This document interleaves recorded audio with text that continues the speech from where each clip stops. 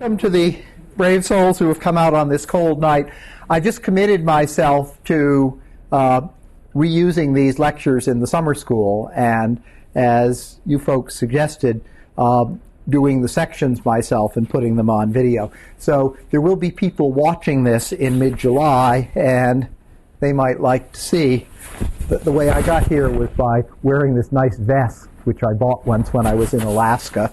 And I assume that many of the people here did things the same way. Tonight I'm going to devote to random walks and a lot of curiously simple results that I can prove without any calculation. I'm not saying the proofs are easy, but they're non-calculational proofs. To start, though, I would like to show you some of what I'm going to be attempting to prove. And this is my mock-up for the second computer project. The second computer project seemed to work okay last spring, so it's true the version that's online now still has last spring's revision date, but I'm unaware of any changes that need to be made for it. And after tonight, if you're feeling ambitious, you can get started on it. I clicked on Easy PHP, and you can see a red dot flashing there, which means my Apache server is running. When I tried this out before class, I got numerous messages that it had encountered an error and needed to shut down, but I will hope for a little bit better luck now. And in order to show you the project I've created, I'm just going to start up Netscape and bring up a local URL. If you look up there, you'll see this is HTTP localhost randwalk index, and that means that the web page we're looking at is being generated right on this computer. And here are some examples of random walks with a lot more steps than I could generate without the aid of a computer. And when you look at them, you'll see that a surprising number of them sort of drift away from the origin and don't come back. Look at that top one. You'd say that sort of thing looks rather unlikely. Here are lots more of them. Some go up, some go down. And here is the only one that does what I think most people might expect the typical random walk to do, to drift back and forth from one side of the origin to the other. I think most people fondly imagine that if, say, Harvard and Yale, evenly matched teams, played lots and lots of games, that Harvard would be ahead roughly half the time, Yale would be ahead roughly half the time. And what I'm going to show you tonight is that really nothing could be further from the truth. The truth is exactly the opposite of what you would guess. What I've done here is to generate some statistics. For some of these, I'm going to be able to prove in full detail what we expect to happen. For others, I've decided, in one case, just today while preparing tonight's lecture, that I want you to know the result, but the proof is sufficiently messy that let's leave it at knowing the result. So here are some sample statistics, and I assume, can I be seen if I point at the screen here? Okay, so things we can look at.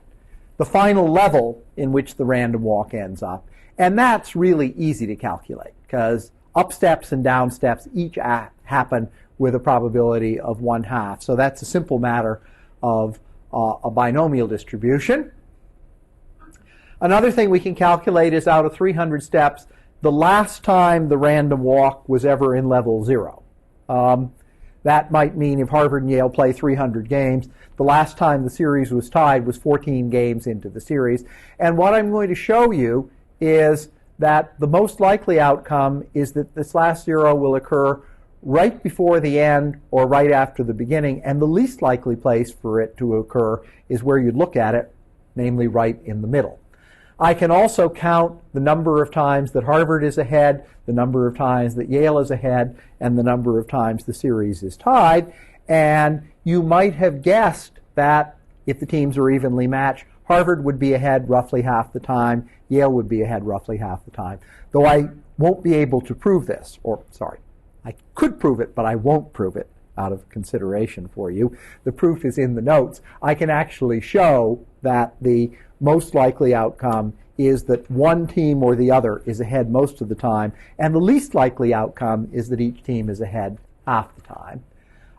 We can also ask, when does the random walk first achieve its maximum value? Again, it's most likely to do that very early on or very late on. And you can also ask, when is the first time that Harvard is as far ahead as it's going to be at the end of the series? That turns out to be the same problem as the last zero problem. If I hit reload, I get a bunch more random walks. And it's worth looking at this just to get an honest idea of what these things look like typically. Okay, now I want to say a little more about topic 10 from last time, which was expected lead times, because I did this rather hastily, and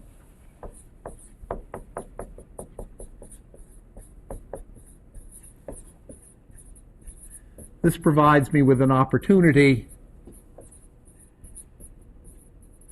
to review the ballot theorem and hitting time theorem, which in my opinion are two names for the same theorem. So here's a general way of looking at this situation. You got a random walk, level 1.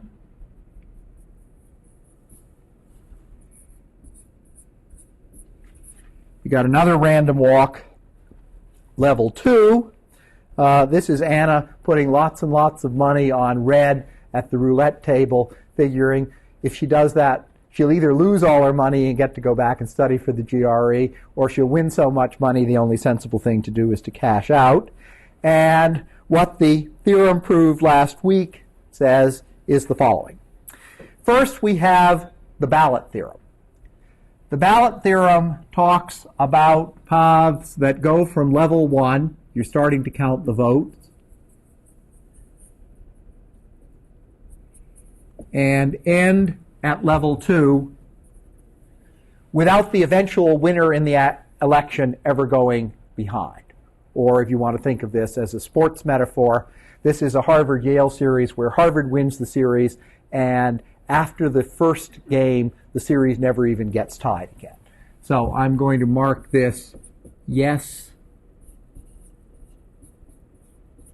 ballot.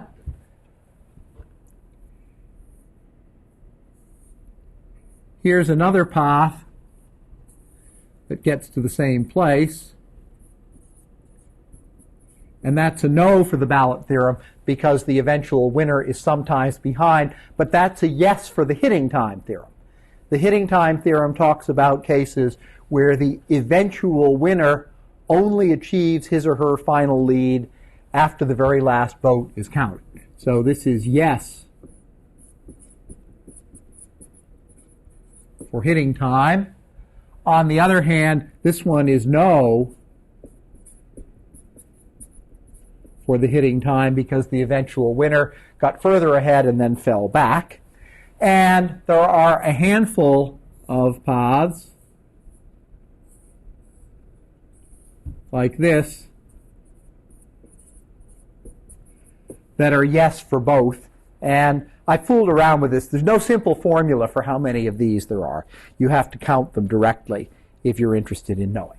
Okay, so what the theorem says is that the fraction of paths not crossing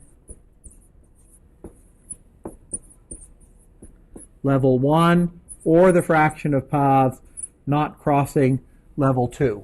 Pick level 1 or level 2 depending on whether you want the ballot theorem or the hitting time theorem, is equal to the difference in levels, which I'll call B, divided by the number of steps, which is equal to n. So you take the magnitude of the change in level, divide by the number of steps over which that occurs. That's the fraction of the paths that either, take your choice, fail to recross the original level or fail to recross the final level. And the reason this works is basically the whole situation is symmetric with respect to whether you go forward or backwards, whether you count or uncount the ballots.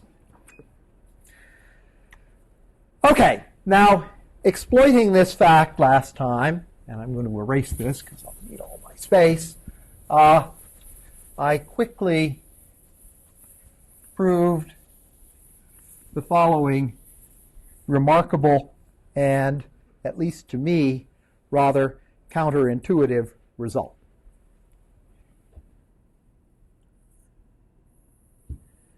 We have, let us say, a football series, and the deal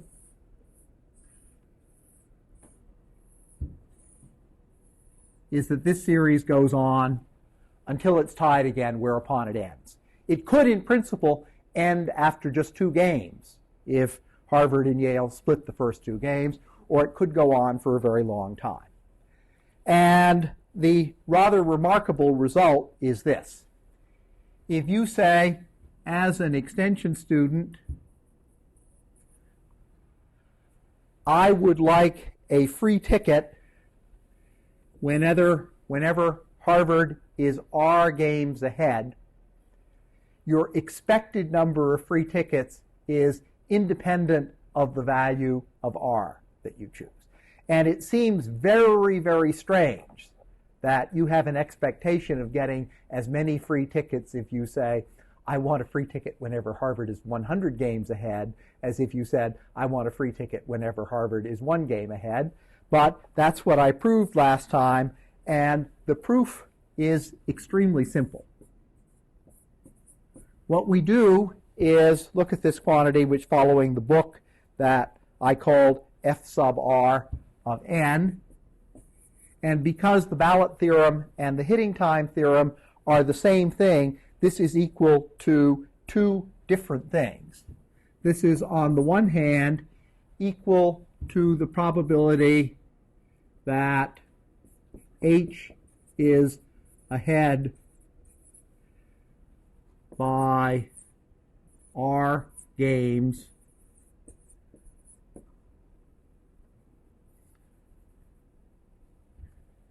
for the first time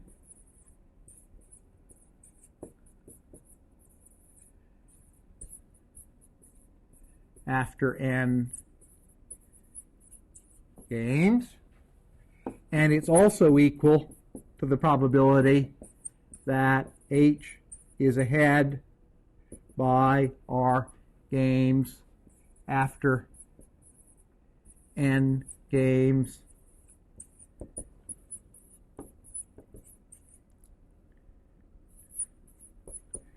and there are no ties yet.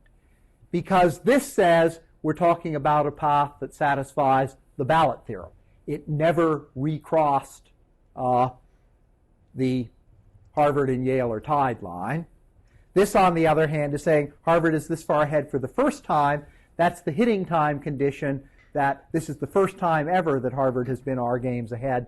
The graph representing the random walk has never crossed the R games ahead line. Does everyone see that these are 2 equivalent interpretations of the same thing? And so, when I sum this up,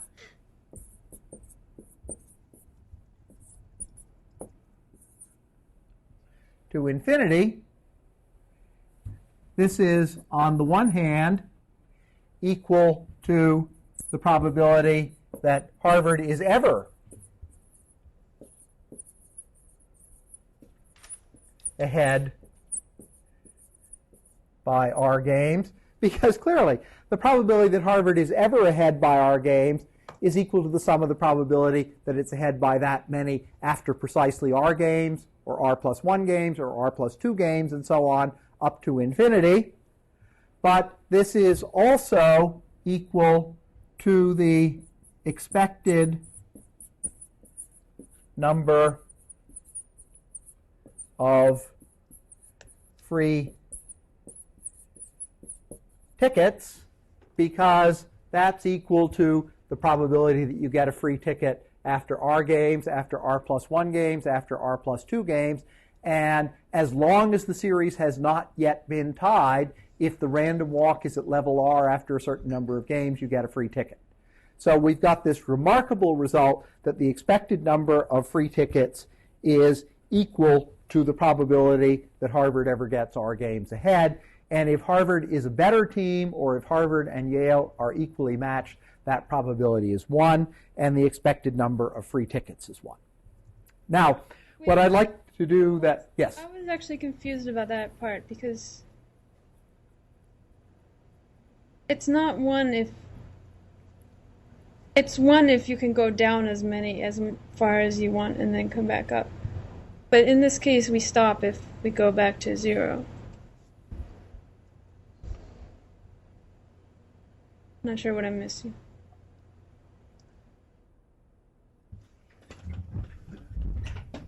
I think I see your point.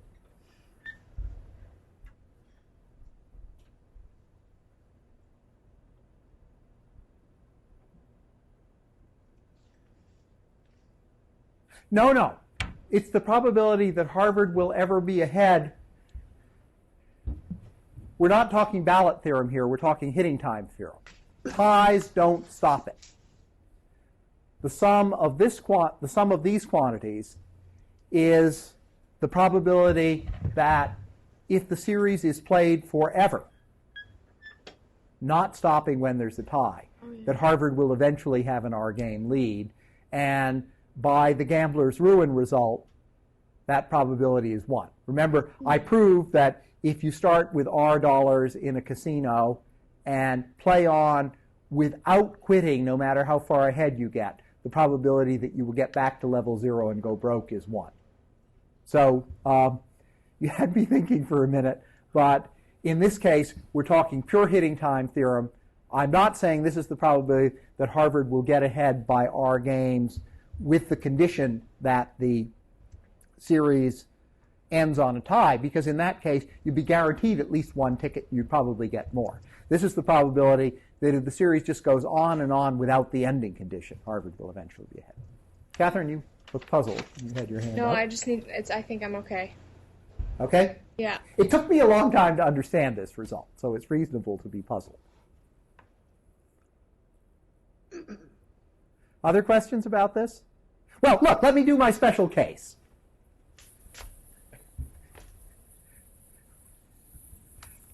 This is one of these situations where the easiest special case is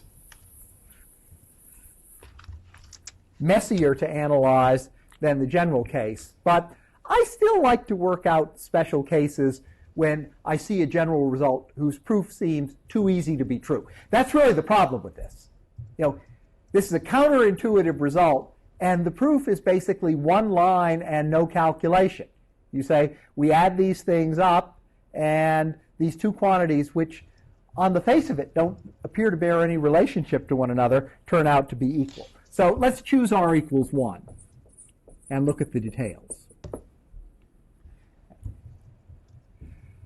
Okay, so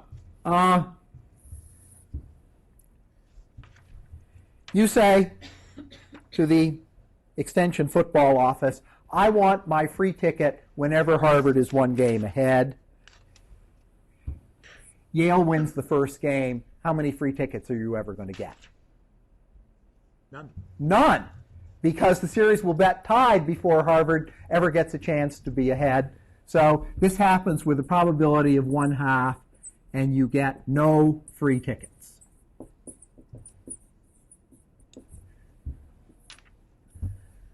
Well, there's a 50% chance that Harvard will win the first game. But what's the probability that that will happen?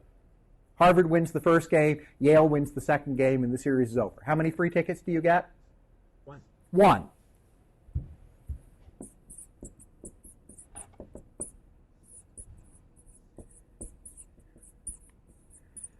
So you're only going to get more than one free ticket if Harvard wins the first two games, right?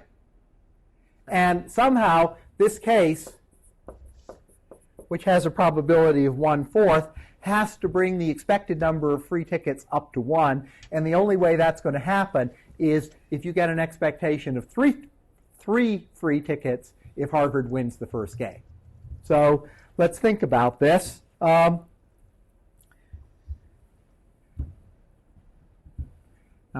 Harvard is a game ahead. Sooner or later, Harvard is going to be one game ahead for a second time. So with probability 1, after a while, this will come back to here. So there's one free ticket. You're guaranteed to get at least 2 free tickets. And then you may get more free tickets if Harvard wins the next game. Yeah, Jerry? That's an application of Gambler's Ruin now. Yes, this is an application of Gambler's Ruin. Starting at 1. If you start at Well, you've just start shifted. at 1, the probability that you will come back to 1 is also 1. Basically, what Gambler's Ruin says is if you never quit, no matter what level you start at, and no matter what level you want to reach, if it's a perfectly fair game, the probability that you will eventually get there is 1, though it may take a very long time for that to happen. Okay, so how many free tickets?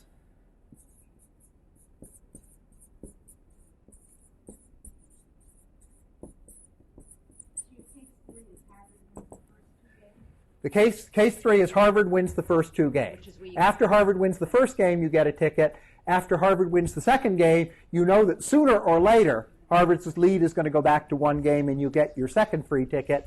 And then either Yale wins and that's all you get, or Harvard wins again and you say, now I'm set up for yet another free ticket.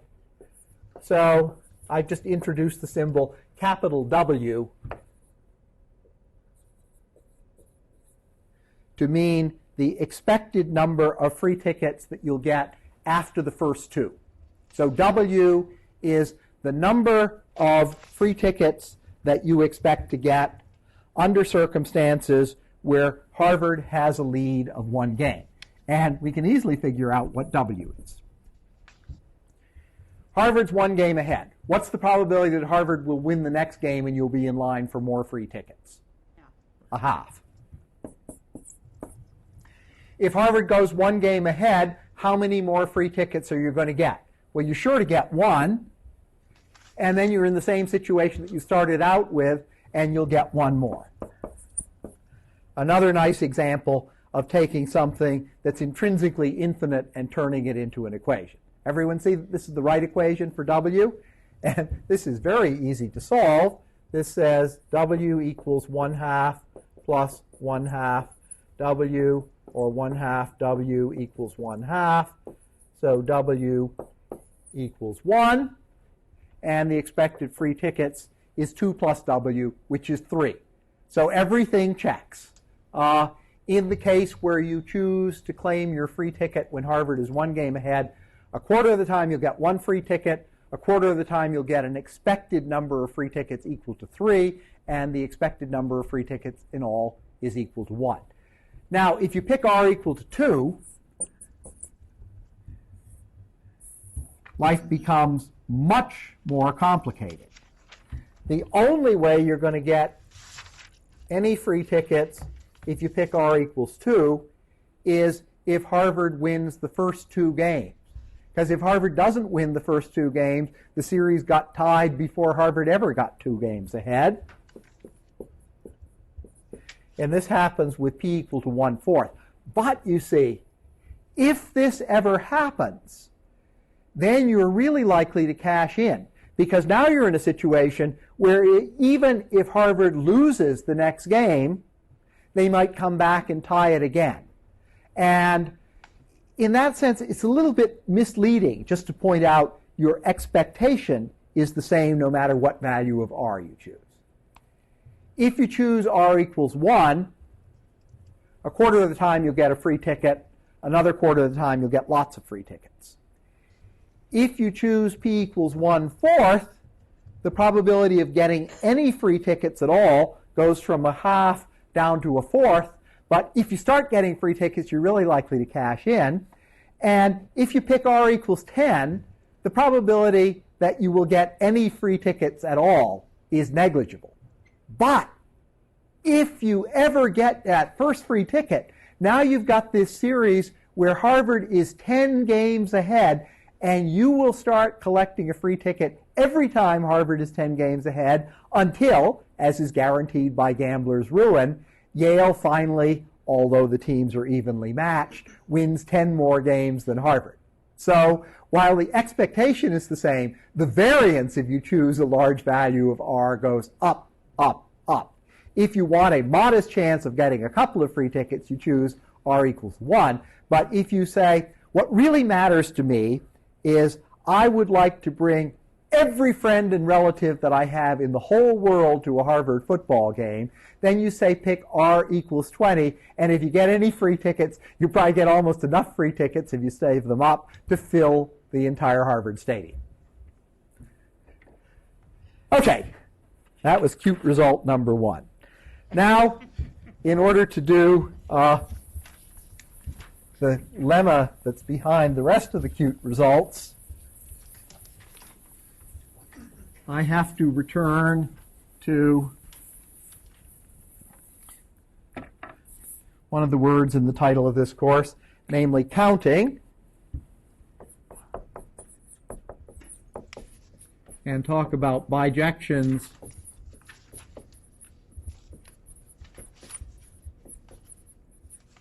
between paths.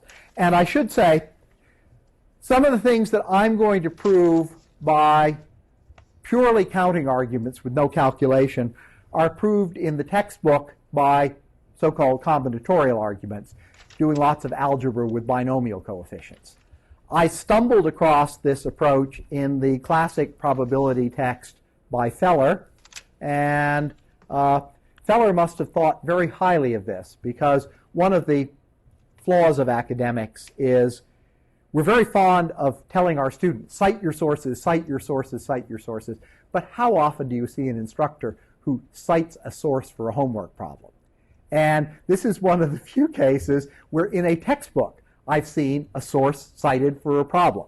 Feller says, I believe it's W. Nelson who is responsible for this problem.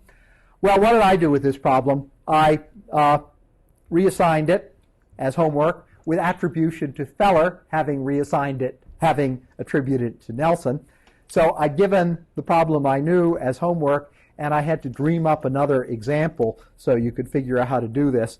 So this next algorithm, while I'm sure I'm about the 1,000th person to think of it, is one I dreamed up on my own, so I don't have to cite any references for it, and you can probably do it the same. Here's the basic result I want to show. This is one of the most remarkable results in all of mathematics, in my opinion. We've got a random walk with 2n paths, and there are 3 classes of paths we might identify.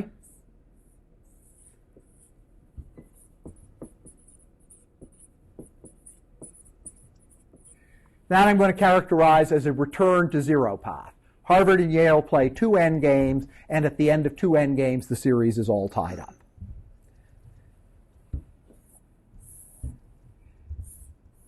Here's the sort of path that I'm going to characterize as a non-zero path.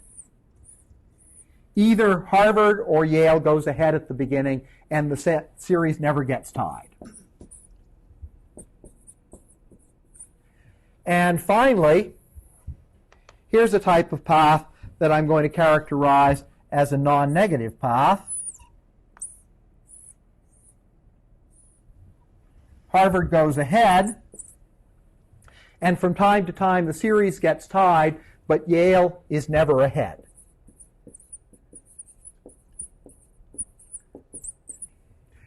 Now, the incredible result is there are exactly the same number of paths of this type, as of this type, as of this type.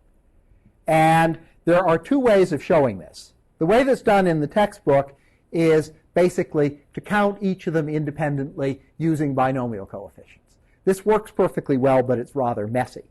A more elegant way of doing it is to show that there is a bijection among the three types of paths. That given a path like this, you can turn it into a path like this and into a path like this in an invertible way. And so the set of these paths is in one-to-one correspondence with the set of these paths, is in one-to-one correspondence with the set of these paths, and even if you didn't know how many paths there were, though it's perfectly easy to work that out, you'd get the same. Before I do this, I'm going to show you that this is true by considering a four-game series. I'm going to call this case 3, case 1, and case 2, for reasons which will become apparent later. And let's write down all the ways that Harvard and Yale can play 4 games and come back to 0. Maybe Harvard wins the first 2, and then Yale wins the next 2. Or you could have Harvard, Yale, or Harvard, Yale, Yale, Harvard. Or alternatively, Yale could start out ahead. Y, H, and finally Y, H, Y. And you say, this is obvious. This is precisely the number of ways of getting precisely 2 H's and 2 Y's when we have 4 games between Harvard and Yale. So in this case, it's clear that 6 of the 16 possible outcomes of this 4-game series are a return to 0 path. This one is not so obvious. Let's look at the non-zero paths. Well, here's an obvious one. Harvard wins all the games. Or Harvard wins the first 3 games and Yale loses. Or Harvard wins the first 2 games and Yale wins the third, but Harvard comes back to win the fourth. Those are the 3 ways that Harvard can be forever ahead. And then there are the 3 inverted cases where Yale goes ahead and never looks back. 6 of these and 6 of these. And it's not at all obvious, I would trust, that there should be just as many of these as there are of these. And finally, the non-negative ones. Well, how can that happen? Well, you could have Harvard go ahead for good. Harvard has to win the first game all the time here. Harvard could win the first 3 games, and then Yale could make a minor comeback. Or Harvard could win the first 2 games, and then we have a Yale win and a Harvard win. Or Harvard could win the first 2 and Yale the next 2. That's okay as a non-negative path. It ends up tied, but that's okay. Non-negative just means Yale is never ahead. And there are going to be 2 more like this, H, Y,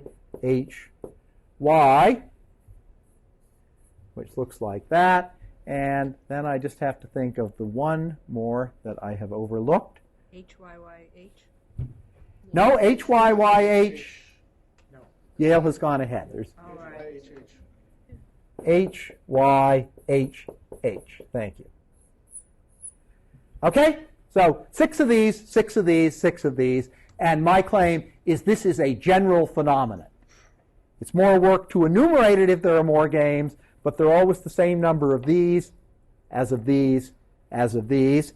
And what I want to do first is prove that the number of paths for case 2 is equal to the number of paths for case 1. And the way I do that is by showing you how to turn one of these paths into one of these paths in an invertible way. Because that's the test for 2 sets to have the same size. If there's a bijection, an invertible function between them, then the 2 sets have the same size.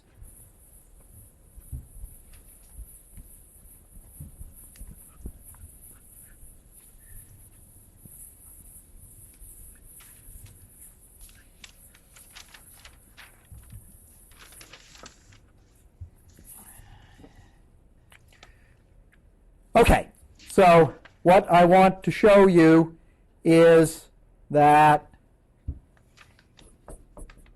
each all positive path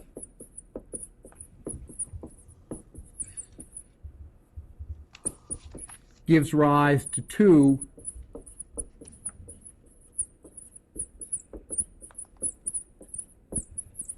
non-negative paths. This is very slightly different from the argument I put in the lecture outline, but I decided this is a slightly easier way to express the idea.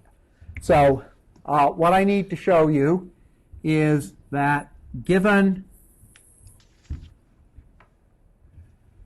a path where the series is never tied like that, I can make out of that two paths where Harvard is never behind. The all positive paths are half the non-zero paths.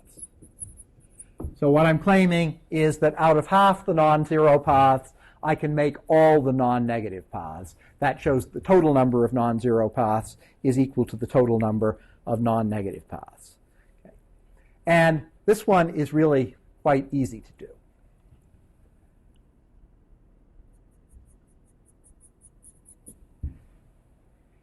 If we have an all positive path, Harvard has to win the first game. So what we can do is say, we're only going to start counting after Harvard has won the first game. Now, if Harvard won the first game, we still have an all positive path, even if Harvard is only one game ahead later on. And so we have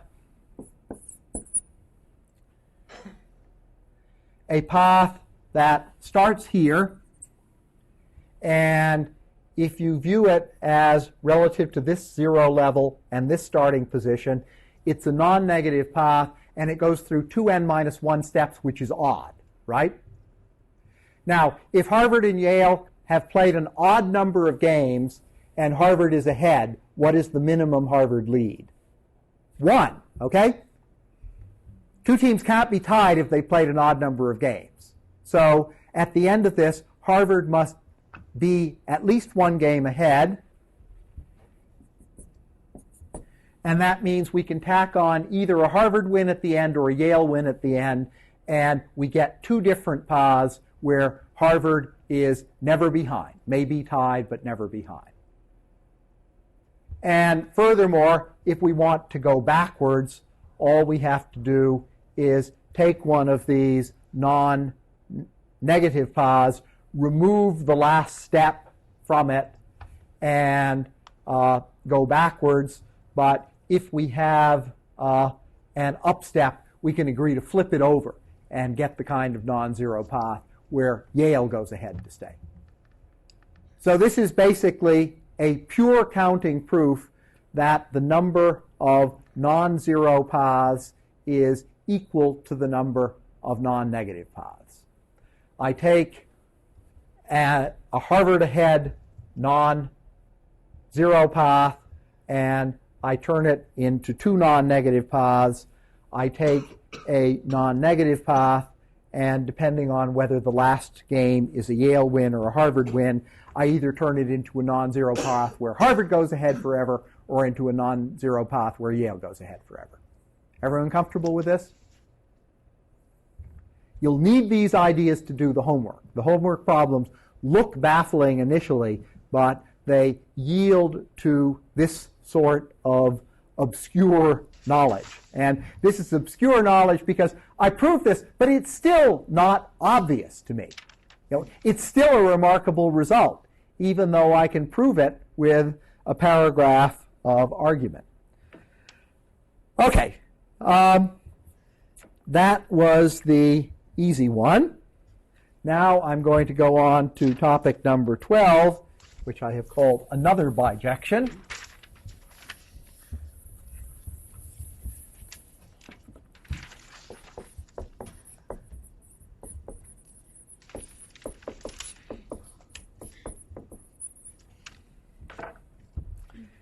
And this one, as I said, I invented myself, And I was sufficiently wary that I did what I regard as a reasonable test when I think I have invented a bijection.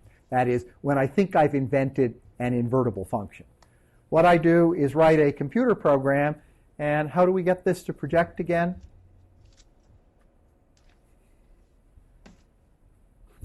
Do I have to do something magic? Screen asleep.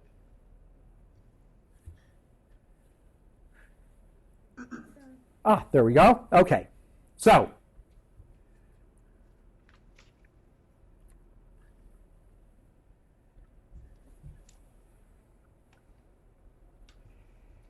here is a technique for starting with a series that's tied after a certain number of games, converting it into a series where either Harvard or Yale is always ahead using one function, and then using another independently written function, inverting the process to get back exactly what I started with. So this is a computerized demonstration that I've got a bijection.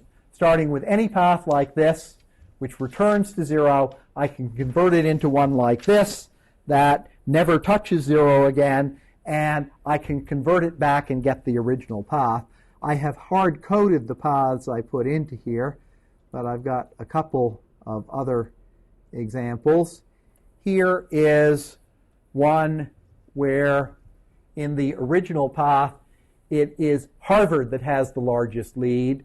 That converts into a path where Yale is always ahead, and it converts back into the original path.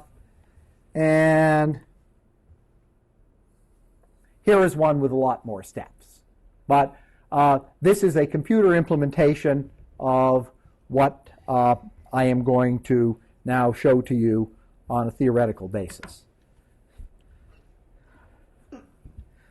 So what I want to do is to start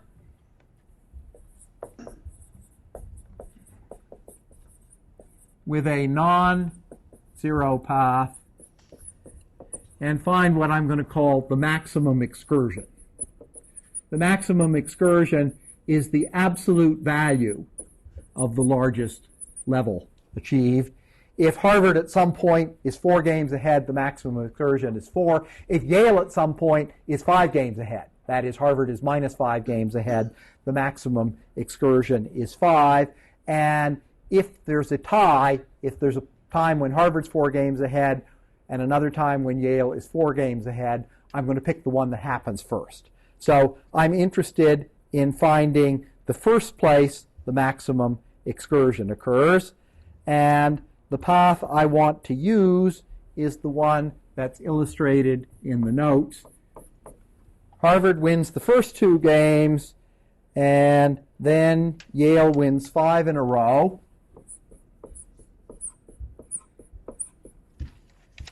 And after that, Harvard wins 4 in a row.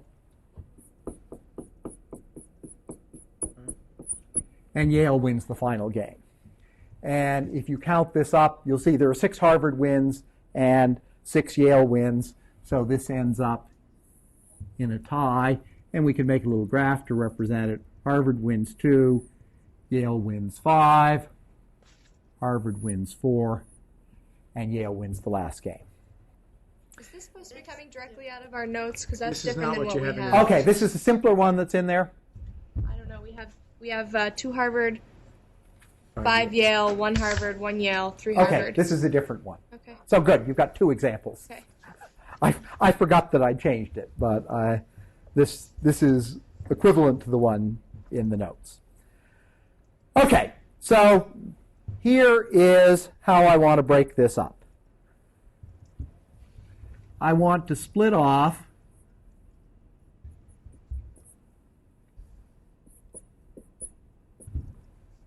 the single game before the maximum excursion occurs. Okay, everyone see that that's easy enough to do. And I'm going to call that number 1 because that's going to be the first part of the reconstructed path. And then number 2 is going to be everything that happens after that. And number 3 is going to be everything that happens before that. So I have broken the path up into pieces that I have numbered 3, 1, and 2, respectively. And now I'm going to reassemble these pieces to convert this path, which has the property of returning to 0, into a path that can never touch 0. Jerry, you've got a question? No, I didn't understand your notation. Now I do.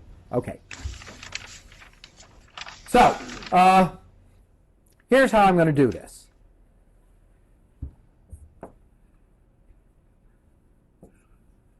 One prime is number 1 flipped over, which means h turns into y and y turns into h. So in my new path, since part 1 here was a Yale win, part 1 prime has to be a Harvard win.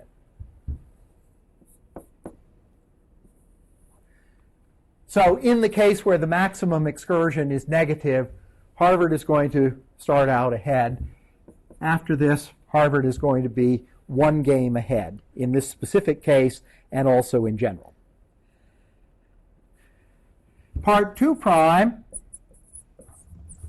is exactly the same as 2. So what I'm going to do is now tack on h, h, h, h, y. So in the case where the maximum excursion is on the negative side, Harvard's going to jump off to a lead, and then this is guaranteed to put Harvard even further ahead because this is the part of the original part of the original path that took us from a Yale lead back to a tie. So in this case, Harvard gains 3 more games. But if I call this negative k more generally, which in my example is negative 3, in general, in this part, we're going to go from the maximum Yale lead up to a tie. And so Harvard's going to gain k games here. Okay. So now Harvard is k plus 1 games ahead. I still have to deal with part 3. What is K again? K is the maximum Yale lead. Okay. Okay? And in my example, the maximum Yale lead is 3 games. So, sorry, K is, what's the right way to put this? K is the negative, no, K is the maximum Yale lead. K is plus 3, because Yale goes 3 games ahead. Okay. Number 3 prime is 3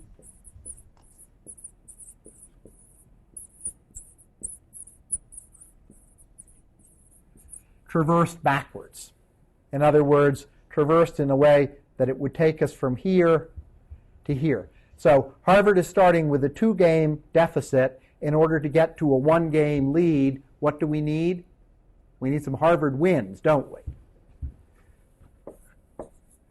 So to make 3 prime, I take 3, I write it backwards, and furthermore, I change y's into h's and h's into y's. Here we start with a situation where Yale is 3 games ahead. With 4 h's, we turn that into a 1-game Harvard. Whoops.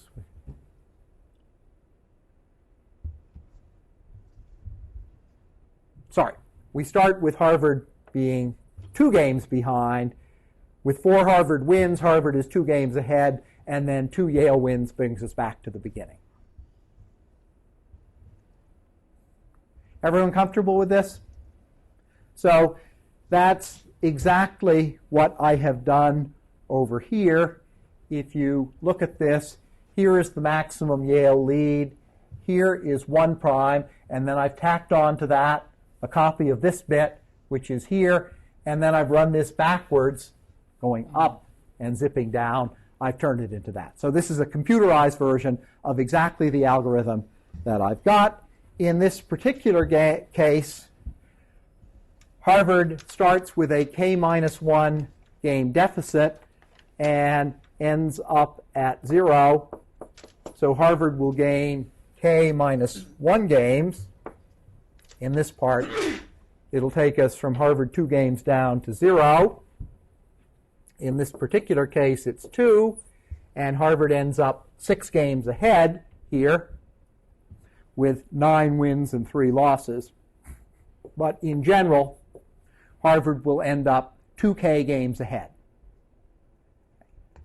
And since this only applies in the case where Yale is eventually at least 1 game ahead, this is guaranteed to get us to level 2. And furthermore, there's no way that we can get down to level 0 because Harvard is 2 games ahead here and breaks even here. So this is guaranteed to turn a path that returns to 0 into a path that never touches the origin again. And now, of course, we put the first case and the second case together and say, now we've got it all. We've shown that the number of non-zero paths is equal to the number of non-negative paths. We've shown that the number of return to 0 paths is equal to the number of non-zero paths. And it follows that both of those are equal to the number of non-negative paths. So I showed you initially an example of this with just 6 games, but I've now proved it completely in general without writing down a single binomial coefficient. Just by showing you how to convert one of these paths into another, I've shown you that the number of return to 0 paths equals the number of non-zero paths equals the number of non-negative paths. And how much time have I got left? I've got almost 10 minutes, I got 8 minutes. And yes, Jerry? I'm interested in the function that converts it back. Oh, yes. The function that inverts it. You do all those things in reverse order, yes? Thank you. The function that reverses it works like this.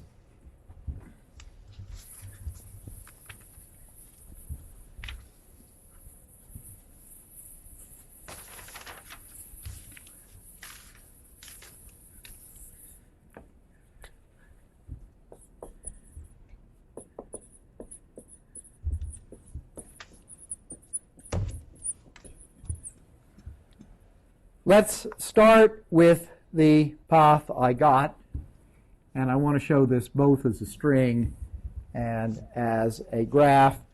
The example I was doing was a Harvard win followed by 1, 2, 3, 4 Harvard wins and a Yale win followed by 4 more Harvard wins and 2 Yale wins. So this is H, H, H, H, H, Y, H, H, H, H, Y, Y. This is 3 prime. This is 2 prime. This is 1 prime. The only tricky thing is finding this dividing point. And here's how you do it. It took me a while to figure this out, and I invented it. In our example, this is level 6, which is equal to 2k in general. And the secret is you go back until you find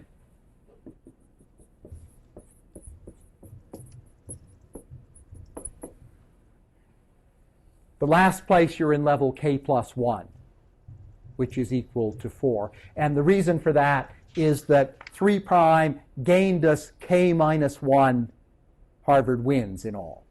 So what you do is go backwards to the first place where Harvard needs k minus 1 net wins in order to get to the final level. That gives you the dividing line between 2 prime and 3 prime. The dividing line between 1 prime and 2 prime, of course, comes right after the first game. And then you just reassemble these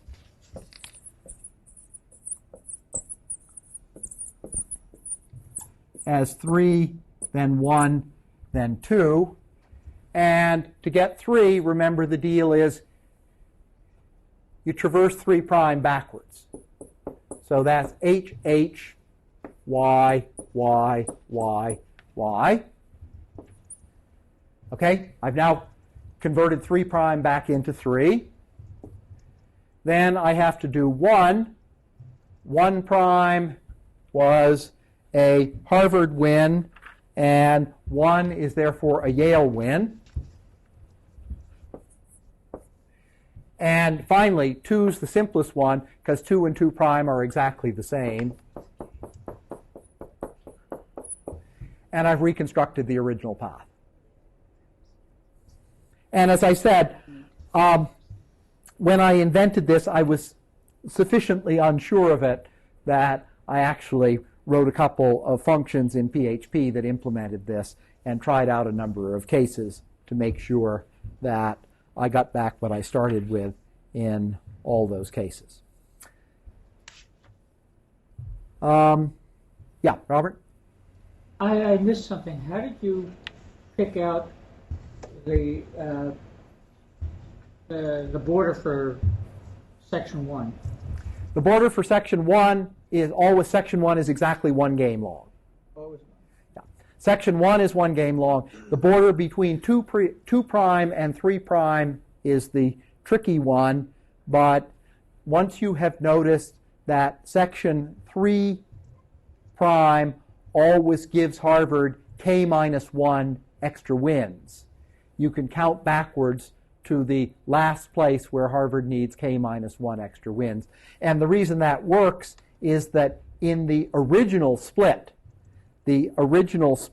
was we split between 3 and 1 game before Yale had its maximum lead. We split at the point where Harvard was K minus 1 games behind, and therefore we know that this has to give us back a net K minus 1 Harvard wins in order to take us from here to there. I will say, the details of this are not wildly crucial. The important thing to learn is, 1, these results. These results are worth remembering even if you have trouble reconstructing the proof, because they are so straightforward to remember and remarkable. And then the other important thing to remember is the general proof strategy. This is a very clever way of proving things. If you want to show that 2 sets have the same size, you don't necessarily have to count the number of elements in each set and write down some messy number that expresses this. It's sufficient to show that the 2 sets are in one-to-one correspondence with one another, and that shows they're the same size even if you don't know what that is. Have I got 1 minute left? Yeah. Classic example of this in the history of science. How many of you studied some chemistry? Okay. The classic example of this is the mole concept. The mole was around in chemistry for more than a century before anyone had managed to measure Avogadro's number. So don't believe anyone says the definition of a mole is Avogadro's number of anything. The definition of a mole is that quantity of anything that is equal to the number of carbon-12 atoms in 12 grams of the carbon-12 isotope. And chemists are clever enough to figure out when they've got 2 moles of oxygen from that definition. What they do is take 12 grams of carbon-12, they burn it, find out how much oxygen it has to combine with it to make all carbon dioxide, and they know that used up 2 moles of oxygen, even though they don't have a clue what the numerical value of Avogadro's number is. So this is an honored tradition in science. Okay, let's take a short break, and I will draw some even more remarkable conclusions from this. This has more points in it than the first one. Okay. So yeah, there's lots and lots of stuff you can do. And I think last year a couple of people found ways of getting more than 30 points total by inventing bells and whistles that I hadn't thought I of. was going to say, on the first one, it seemed like you could kind of, if you could think of more distributions. Yeah, there's sure. Really a lot of distributions out there. Yeah. You could have gotten a lot. Yeah. Basically, for any mathematical enhancement you put in if you want to claim 1 point more extra credit for it. I'm not going to argue with you. I may build it into the project description for next year, but I'm not going to discourage you. And to a certain extent, for user interface enhancements, I'm willing to give extra credit to. There's a limit to how much I'm going to give for using different fonts and different colors. But someone last year, for example, on the first project, found a way of displaying 4 distributions simultaneously on the screen in a 2x2 grid, which I hadn't thought of and which I thought looked quite elegant when it was done. Okay, are we ready to Robert, you've got a question? I still haven't gotten a thing to execute. Is there any way to get some help to figure out? Yeah, I would think the simplest thing to do is to email it to me and then come over to Quincy House sometime, and we'll debug on my computer until we've figured out what the problem is. There's a remote possibility that there's something non-standard about your system that hasn't shown up, but enough people have done these successfully now that I think it's more likely the problem is, as one of my undergraduates discovered the other day, a missing semicolon or something like that. And I'm good at finding missing semicolons. Okay, so we're ready to get going, and we're going to get going with topic 13, which I've called Last Visit to Origin.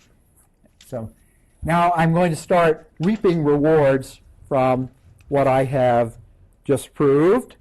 And what I want to do now is consider a random walk that goes up, that goes down, passes through the origin a number of times, and then may take off anywhere. And this is going to be a random walk of 2n steps. Notice I am not assuming that the series is tied after 2n steps. And following the book's notation, I'm going to introduce the symbol t sub 2n to mean the last visit to the origin. That is the last instance where the series is tied.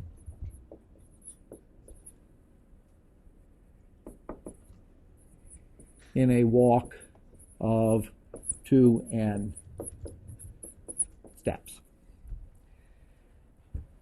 Now, since I am going to be comparing paths that end up with Harvard way ahead and paths that end up with Harvard and Yale tied, equal numbers of paths in general don't mean equal probability.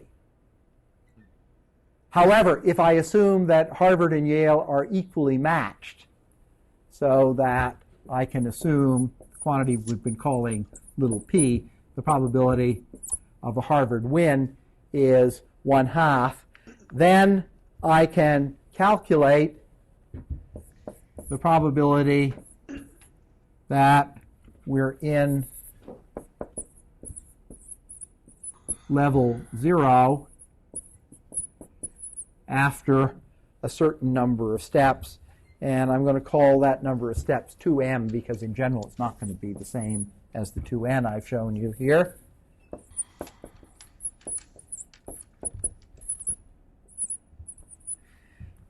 And I'm going to denote that, as the textbook does, by U2m, and we can easily figure out a formula for that.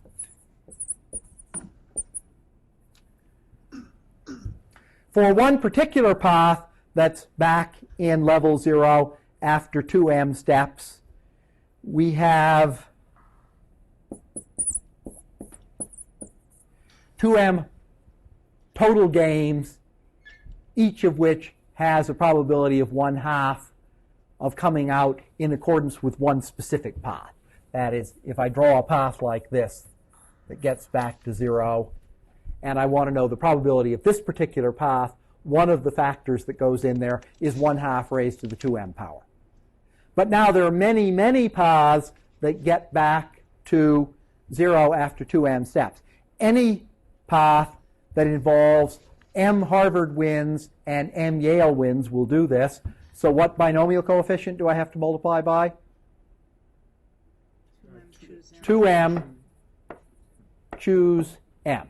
So this is the probability that if Harvard and Yale are equally matched and play 2m games, they will be tied after those 2m games. And here's what I want to show.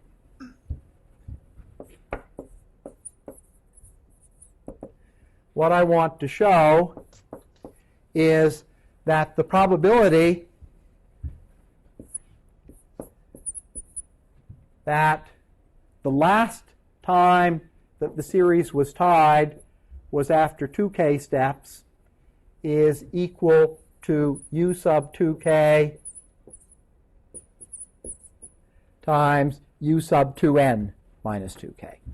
In other words, I have a very simple formula for the probability that if I look back for the last tie, it happens after 2k steps. Notice I call these things 2n, 2m, and 2k because you can't have a tie when two teams have played an odd number of games. So if I go back to the previous display, this is what I am calling here last zero. If you look at the second one, for example, here's 300 steps, and if I go back, the last time that we were in level 0 was after 54 steps. Here the last time was after 244. Here the last time was after 52, and so on. And those numbers are equal to 2m? Those numbers are equal to those numbers are equal to 2k. Right. And so what I have now written down, though I still have to prove it, is incredibly a formula for the probability mass function for this number. I'm claiming that I have a formula that gives you the probability that if 2n equals 300, the last time the series was tied was after 244 games, after 252 games, what have you. I have that simple formula. And not only do I have a simple formula, I have an incredibly simple proof. Here's the proof. You might think the next thing I was going to do was erase the board, but that's not so.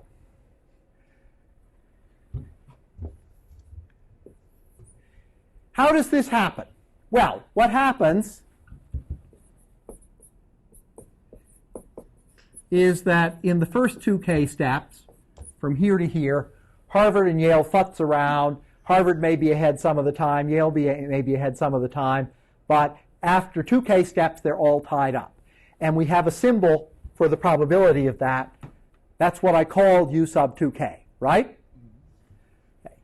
Now, that's the last time they were tied, which means that in the last 2n minus 2k steps,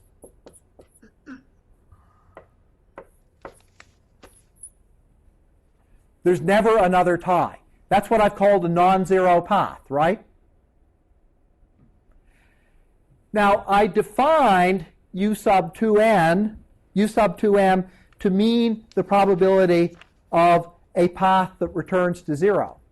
But since the number of paths that return to 0 equals the number of paths that never touch 0 equals the number of paths where you never go negative, u sub 2n minus 2k is also equal to the probability that starting from this tie, one team or the other goes ahead and stays ahead forever. And that's the whole proof. I don't have to write anything more down. I'm saying this is obviously true because this is the probability that over the course of the first 2k games, Harvard and Yale end up tied, and this is equal to the probability that during the last 2n minus 2k games, one team or the other stays forever ahead, and therefore there are no more ties. Okay, everyone see that? And the secret of almost all these proofs is just knowing that the number of non-zero paths is equal to the number of return to 0 paths, and that therefore for two equally matched teams, the probability of a never tied again result is equal to the probability of the tied after that number of games result. Yeah, Jerry? Just a minor detail. You expressed 2n and 2k as the steps and as the last visit, just to make sure those were even numbers, right? Yes. There's no yes. significance to k in itself. That's right. That's right. Okay, now it's worth doing one numerical example of this, and then I'll show you the computer results. And if you get into this, some of you will be able to make prettier displays of the results than I did in my first crude attempt. But let's work out u sub 0. U sub 0 is equal to 1, okay? The probability of being at the origin in a random walk of no steps is 1. It may be a good time to switch pens. Thank you. U sub 2 is equal to, well, let's use the formula. 2 choose 1 times 1/2 squared.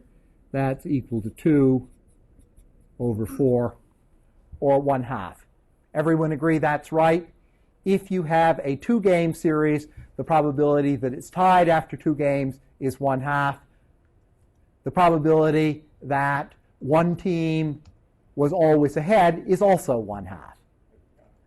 That will happen if either Harvard wins the first 2 games or Yale wins the first 2 games. And furthermore, the probability that Harvard is never behind is 1/2. That means that Harvard wins the first game and either team wins the second game. So those things are all equal to U2. U4 is equal to 4 choose 2 times 1/2 to the 4th. That's equal to 6 over 16, which is 3/8. U6 is equal to 6 choose 3 times 1 over 2 to the 6th.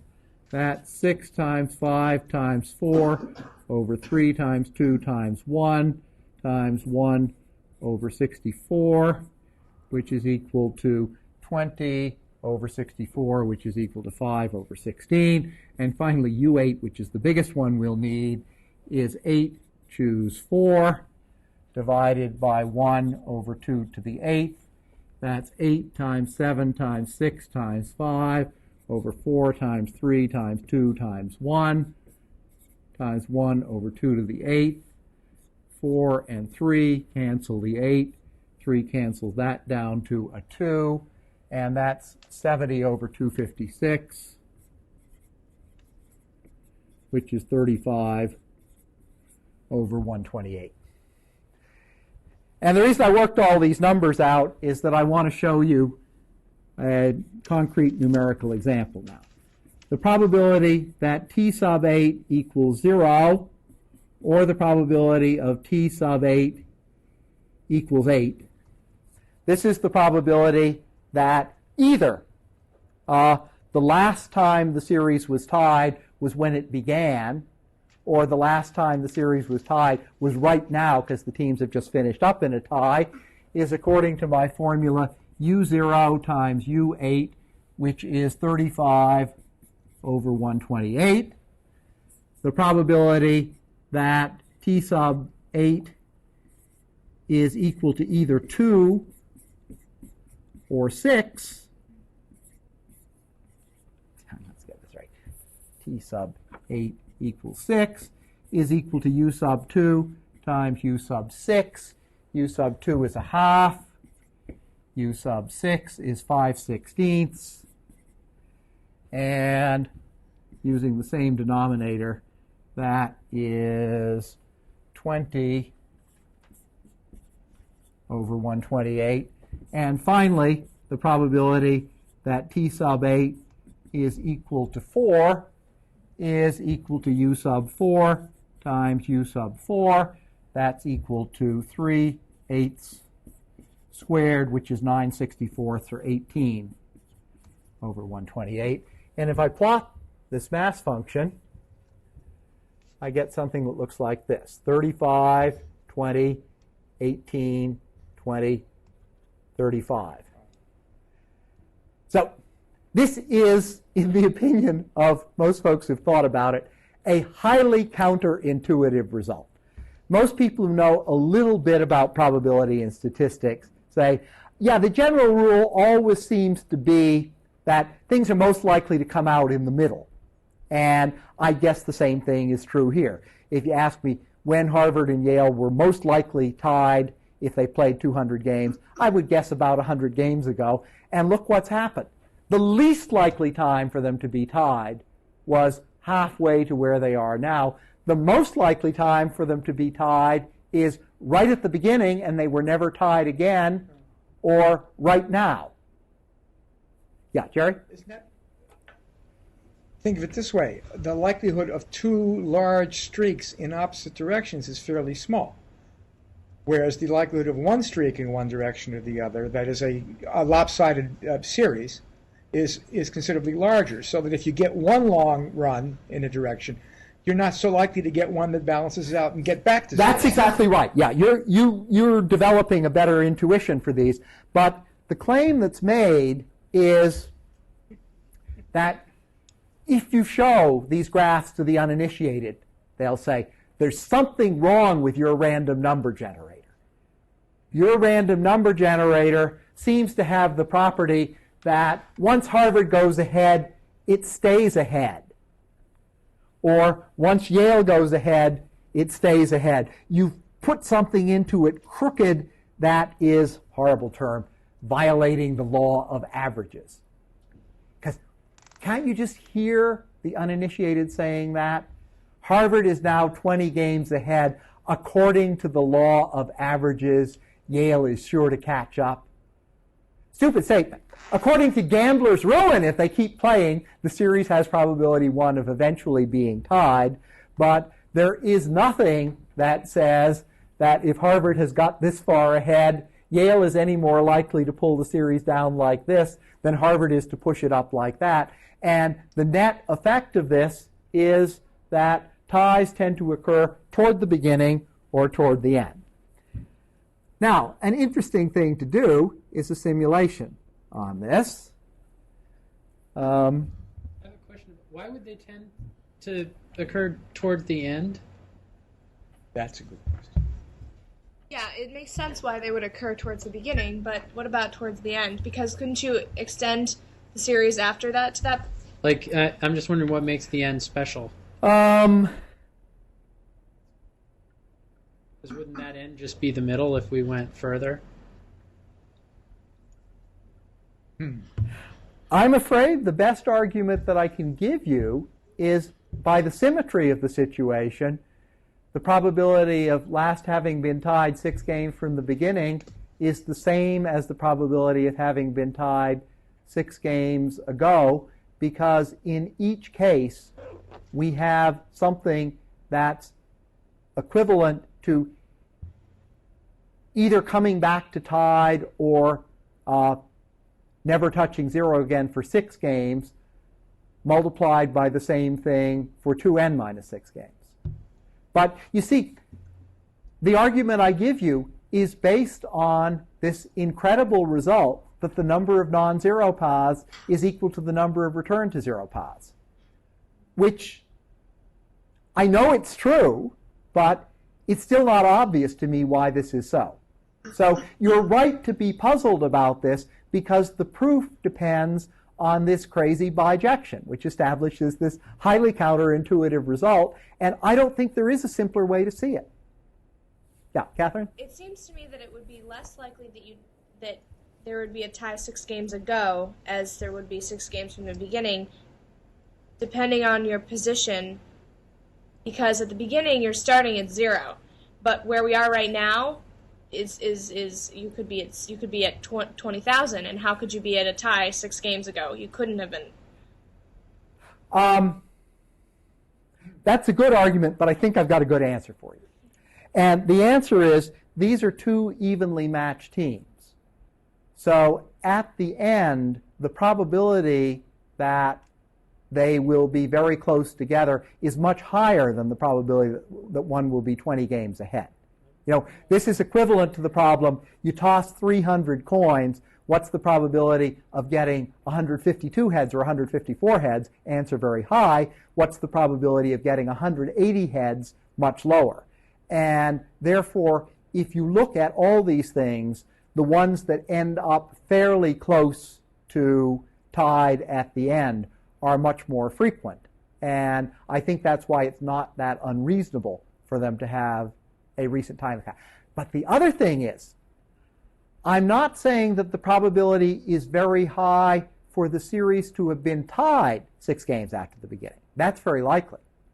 What I'm saying is that the probability of being tied 6 games ago is the same as the probability that the series was tied 6 games ago and it hasn't been tied since. And that second thing is the small probability. Okay? So I think that's why your intuitive argument isn't appropriate to the situation. I absolutely agree with you. The 2 teams started tied, and therefore the probability that they're tied 6 or 8 games into the series is rather large. I agree with that. But then that gets multiplied by the very small probability that, having been tied at that point, they're never tied again over the next 292 or 294 games. So in both cases, we'll take the tied for the last time after 6 games or tied for the last time after 294 games. Tied for the last time after 294 games, we've got this rather large probability that after the 294th game there wasn't another tie, multiplied by the rather small probability that they were precisely tied after 294 games. In the case of tied after 6 games, we've got the rather large probability, u sub 6, that after 6 games they were tied, multiplied by the small probability, u sub 294, that there were no ties after that. And that's in exact agreement with the formula I had on the board. But the thing is, in both cases, the formula is the same, u6 times u294, but in interpreting the two, you have to interpret one of the numbers as probability of coming back to a tie, and the other one as no more tie. And it's because those two things are equal that these two things, which on the face of it sound different, come out the same. Now, I confess, I was sufficiently skeptical that I wrote a computer program to check this. So what I did was I generated 1,500 random walks, and what I did was to count the number of times the last tie was in the first 10%, between 10 and 20% of the way in, and so on, and look at the results. If you look at the first 10% or the last 10%, there's an enormous number of instances where that's the last tie. And this is not based on any theory. This is just I had the computer flip coins, basically, and I generated a lot of these, and I counted. And then if you look at the other ones, sure enough, the ones that are right smack in the middle are the ones that are least likely to occur. So this is borne out experimentally by a mindless coin flipping experiment, which suggests there is that while the theory may sound strange, it seems to be borne out by simulated experiment. Oh boy. Okay. I think I'll try with a different red pen. Okay. This is topic number 14, first visit to final.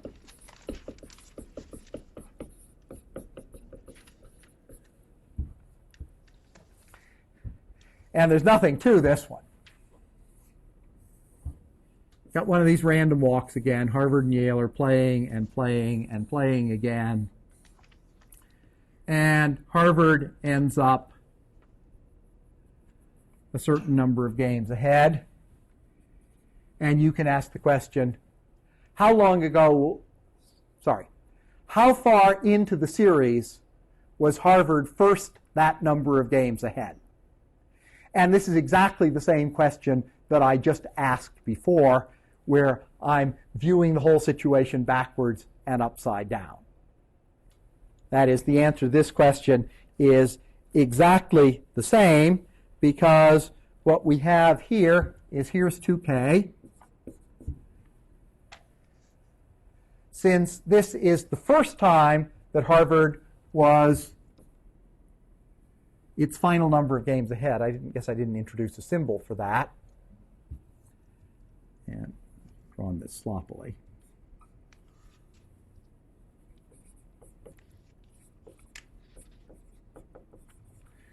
This path must be all on one side of this line.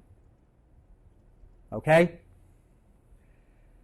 And it could be all on this side, it could be on the other side, depending on whether Harvard ends up behind or ahead in the series, but it can't touch this line again. We know the probability for that to happen is u sub 2k, right? That's a generalized statement. You start at any level, proceed through 2k steps. The probability that you never return to your original level in those 2k steps is this quantity u sub 2k. And then Harvard is a certain number of games ahead. It ends up the same number of games ahead. So we have 2n minus 2k steps, in the course of which Harvard and Yale win equal numbers of games. We know the probability for that is u sub 2n minus 2k. So the distribution for the first occurrence of Harvard's final lead is exactly the same as the distribution of the last visit to the origin.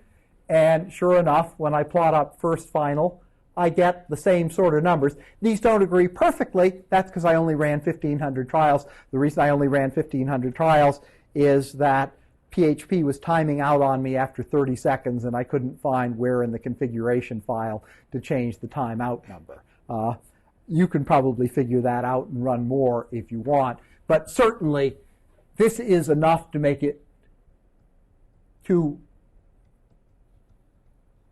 me feel comfortable in the statement that the probability mass function for this is the same as the probability mass function for that. And notice how looking at real-world numbers, at which point you're doing statistics rather than probability, makes life much more difficult.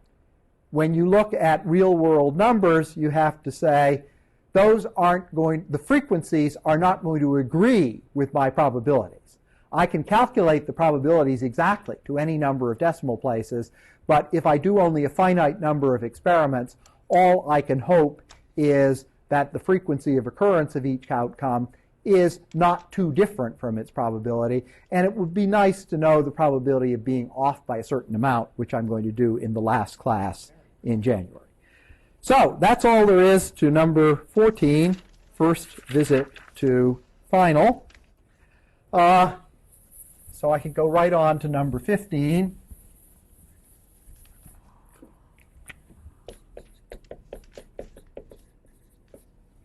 Final visit to max.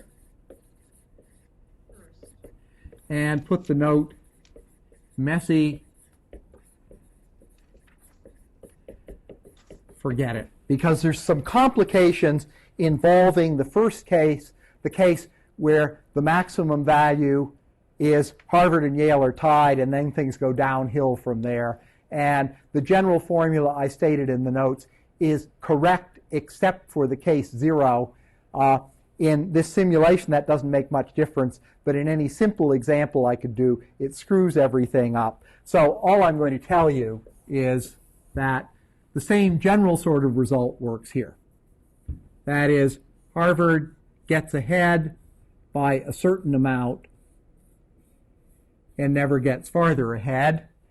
And if you ask, what's the probability that Harvard is its maximum of 2m games ahead after 2k games have been played, the answer is 1/2 times u sub 2k times u sub 2n minus 2k, exactly the same function as before. And the argument is basically this. This is the maximum. Therefore, this has to stay on one side of it, and this has to stay on one side of it. And this is reflecting the probability of staying on one side. This is reflecting the probability of staying on one side. And the 1/2 is for the fact they either have to be both below or both above. And that's all I want to say about this. I mention it because it's plotted here and because I'm encouraging you to work this statistic out in your own version of this. And you can see it more or less agrees, but the number here is anomalously high because some of the probability that should be in here ends up in there because the general formula assigns a value for 2n plus 1, which really belongs in 0. And I just don't want to get into this mess. So forget I ever put it in the outline. All I want you to do is to know this, that this same sort of universal function also applies to this case. Okay. Well, the outline says first visit. Are they equivalent? First visit to max. Final. Oh, the outline is correct, and I was wrong. Thank you, Sue. This is first visit to max, not final visit to max. That was just careless on my part.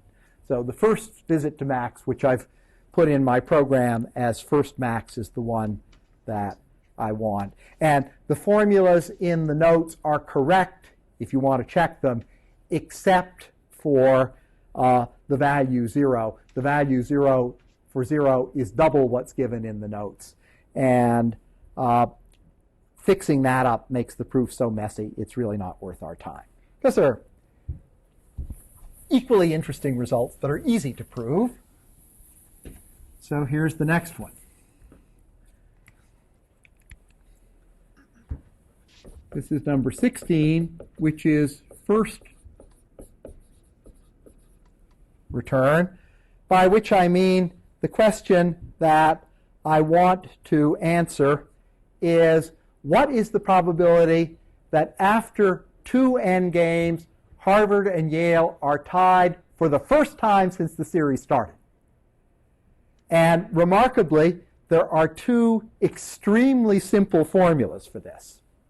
So, following the book's notation, I'm going to introduce the symbol f sub 0 of 2n, and this means the probability that the series is tied for the first time after 2 endgames, or more generally, that a random walk has returned to level 0 for the first time after 2 endgames. Now, here's the first formula for this.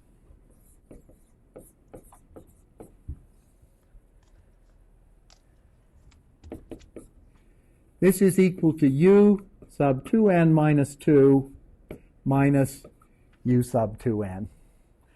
And this is proved in the book using binomial coefficients.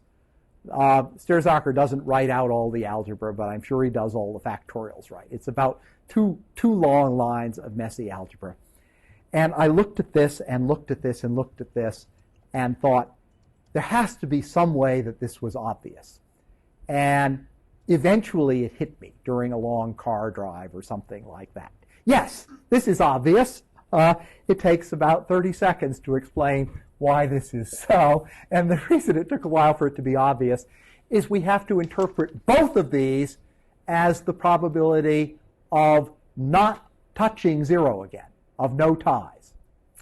So if Harvard and Yale are going to be tied for the first time after they played 2 endgames, what has to happen during the first 2n minus 2 games?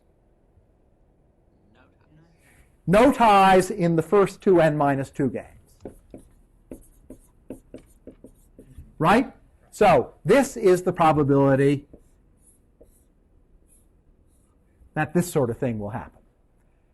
Okay, now, after 2n minus 2 games, the series hasn't been tied. We want it to be tied for the first time after 2 endgames, and therefore we want to subtract out from this probability the probability that the series still hasn't been tied after 2 endgames.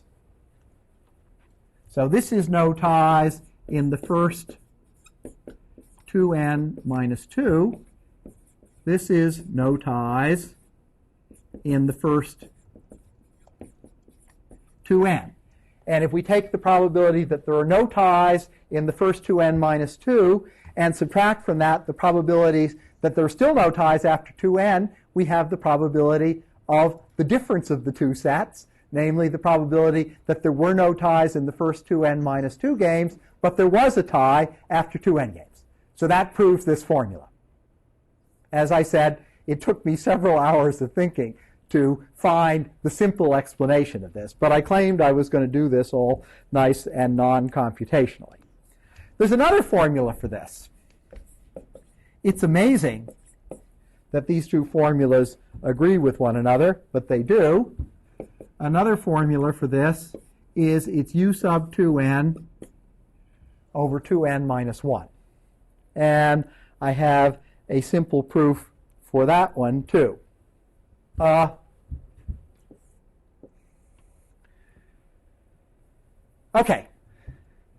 How can you have a tie after 2n games? Answer is after 2n minus 1 games, the teams are separated by exactly one game in the standings. And then in the very last game, the series gets tied. So the probability of being tied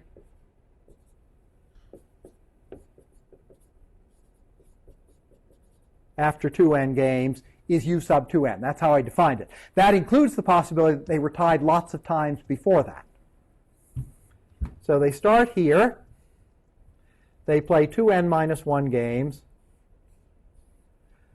According to the ballot theorem, in what fraction of the cases do we have something like this, where the team that's one game ahead after 2n minus 1 games was always ahead during that? 1 over 2n minus 1.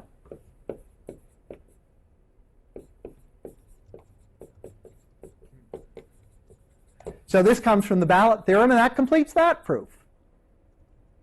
So I told you that once you have this basic counterintuitive result that the number of non-zero paths equals the number of return to zero paths, you can get corollaries galore out of this. And the next one is, this is something I just discovered during the final revision of this outline before I passed it out to you. I was trying to come up with a cleaner version of the book's proof from topic 18, which is going to be called Strange But True, and I decided it was a good idea to split off the key new result in the proof as a separate topic, and it suddenly hit me, hey, here is another thing that's equal to u sub 2n. I had never realized this before. We can ask the following question. Harvard and Yale play 2n games. What is the probability that they are tied once and only once during those 2n games? So this is topic number 17, returning just once.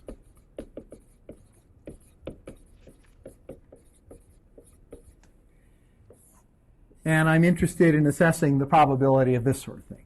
We'll let Yale go ahead at the beginning. Yale goes ahead. Harvard ties the series. And then it's never tied again. What's the probability that we have a series like this where there is one and only one instance after the start of the series where the two teams are tied? So let's suppose that happens after 2k steps. This has to be a non-zero path here, doesn't it? Because if it weren't a non-zero path, there'd be a later tie. And the number of non-zero paths is equal to the number of paths that return to the origin, right? And therefore, for any path like this, I can, by a well-known algorithm, construct a path that returns to the origin. If the first tie occurs after 2 endgames and not before, then these two things are one and the same. But in general, I have to convert a non-zero path into a return to zero path. And that means the number of paths that are tied after 2k and not tied again are equal to the number of paths that are tied after 2k and still tied after 2n. That's the number of paths that are tied after 2n. So this is equal to u sub 2n.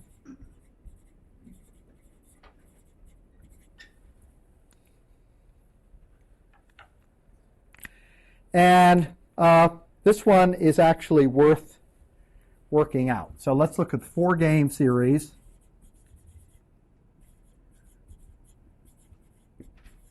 With exactly one tie. Okay. Let me remind you what U4 is equal to. U4 is equal to 4, choose 2, times 1 over 2 to the 4th. That's 6 over 16, or 3 over 8. So out of the 16 ways for this series to come out, this predicts there are 4 ways that it can be tied exactly once. And here they are. Harvard wins the first game, Yale wins the second game, and Harvard then goes ahead. Harvard wins, Yale wins, and Yale goes ahead. Yale wins then Harvard to create the tie. Harvard wins the last 2. Harvard wins, then Yale wins, and Yale takes the last 2 games. And finally, there are the cases where Harvard wins 2 and Yale wins 2, or Yale wins 2 and Harvard wins 2. And these are the 6 ways that that there can be exactly one tie somewhere during the series. And that's what we need for the very last of these topics. How much time have I got on this? I got about 15 minutes, which I think is slightly more than I need, for the result that the book calls strange but true. And this is one of the very few results in our textbook that isn't in the more advanced book that Sturzacher co-authored with Jeffrey Grimmett, which I use as my text in Math 191. This really is a strange result, and I hope I can convince you that it's true. So, here's what we've got. Strange but true.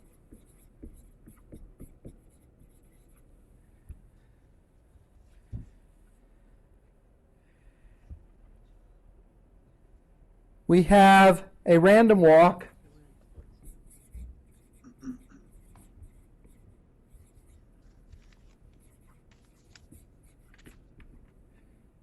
and we'll use the Harvard and Yale football model again. And you might say, okay, this is reported daily in the newspaper, and every day they say Harvard is so many games ahead or so many games behind. If I tally all these things up, what is the expected number of values of games behind that occurs exactly once?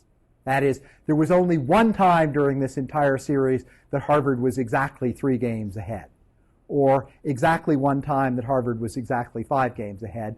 And the answer is, no matter how long the series is, the expected number of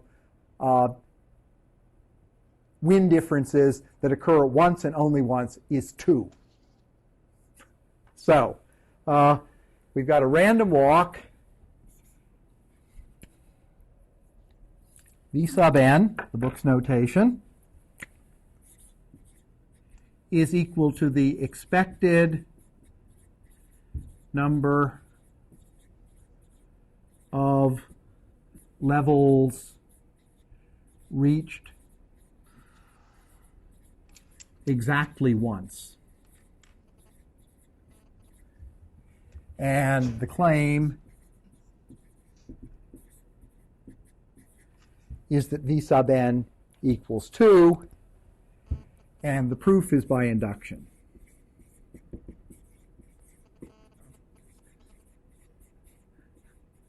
Okay.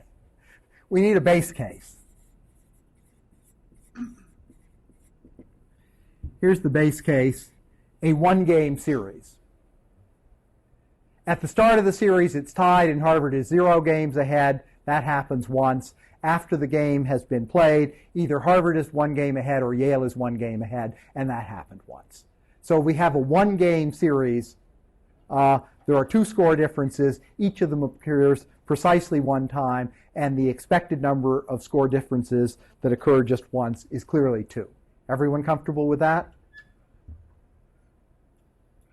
Okay. Now what I've got to convince you is that if this result is true for a series of n-1 games, it also has to be true for a series of n games.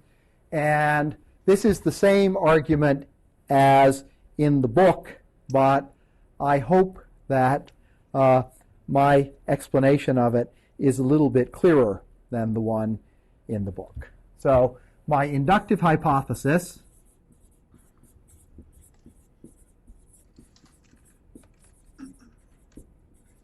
is that V sub n minus 1 is equal to 2. And if making this assumption, I can prove that V sub n is equal to 2, then I finished off the proof.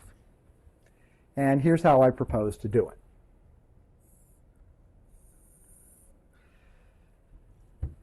Let's, without any loss of generality, look at a series where Harvard wins the first game. Exactly the same argument applies if Yale wins the first game. And what I want to do is look at this whole random walk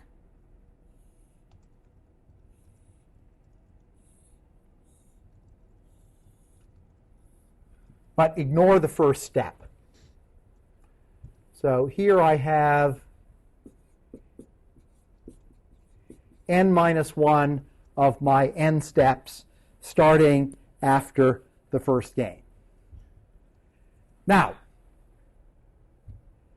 for these n minus 1 steps, ignoring the first game, what am I entitled to assume is the expected number of levels achieved exactly once? 2, by my inductive hypothesis. So if I can show that when I put the first game of the series, this Harvard win on, that expectation doesn't change, I prove the result. Fair enough? Okay, now what can happen? There are 3 things that can happen. And I think I'll put these up here.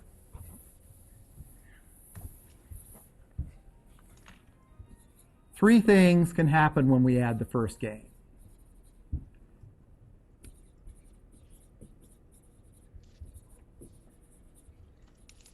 And I'll use what I think is the correct verb, prepend the first game. Well, one thing that can happen is when we put the first game on, we insert the one and only instance of a tie. And for what sort of series will that happen? For what sort of series will we have a tie only before the first game has been played? A non-zero path, right? So if we have a non-zero path for 2n games, this adds 1 to V sub n, because we have the expected 2 levels that were achieved only once, and then we've got this level 0 that was also achieved only once. Okay, can anyone see a circumstance under which we will decrease the number of levels achieved only once by putting this tie at the beginning?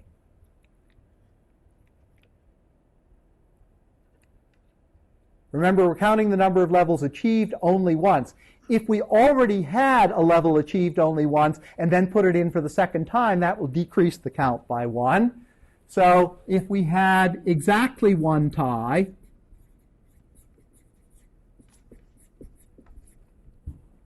in 2 endgames,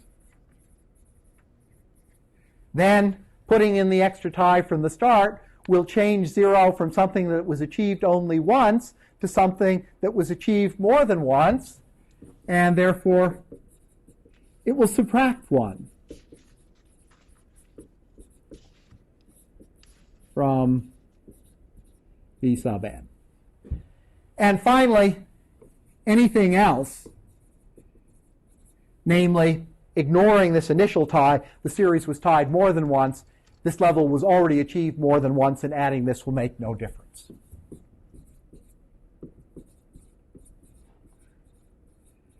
Okay, so in some cases we will add 1 to V sub n. In other cases we'll subtract 1. And the question is, which is more likely? Well, what are the comparative probabilities of having a series that is non-zero over the first 2 endgames and a series that is tied precisely once over the first 2 endgames? As I've just shown you, those probabilities are exactly the same.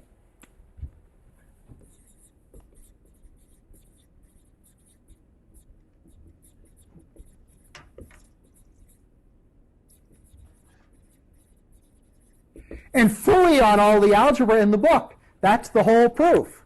Once you know that the probability of having exactly one tie is the same as the probability of never being tied at all, you say, okay, we've got this expectation, and the probability of increasing it by 1 and the probability of decreasing it by 1, where we put the first game back in, is exactly the same, and therefore it doesn't change, and therefore, since it's equal to 2 in the base case, it's equal to 2 forever. And that's it for random walks.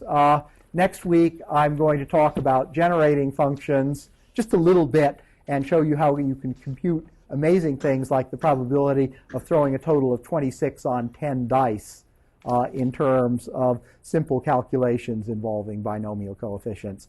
And then after vacation, I will prove a couple of laws of large numbers, and you folks will all be very well grounded in discrete probability theory then.